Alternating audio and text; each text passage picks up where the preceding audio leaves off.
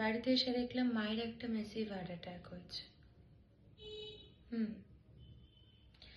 I lost my father at the age of 10 years. তারপর থেকে আমি আর মা দুজনে মামা বাড়িতে থাকতাম। কিন্তু মা যখন মারা গেল, তারপরে না সমস্যাগুলো আরো বাড়তে লাগলো। তখন আমি আর মামা বাড়িতে অ্যাডজাস্ট করতে পারলাম না।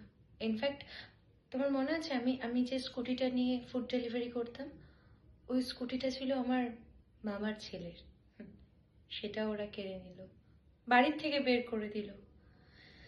তারপর একটা লেডিস হোস্টেলে গিয়ে আমি উঠলাম। সেখানেও সার্ভাইভ করতে প্রবলেম হচ্ছিল।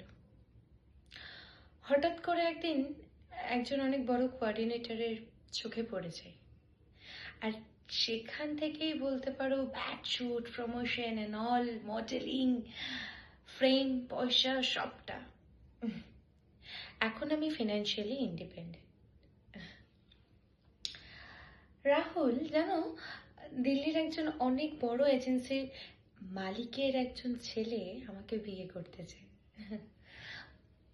আমিও বিয়ে করতে চাই, ইনফ্যাক্ট করব। আমাদের নেক্সট উইকে বিয়ে, রাহুল। Thank you.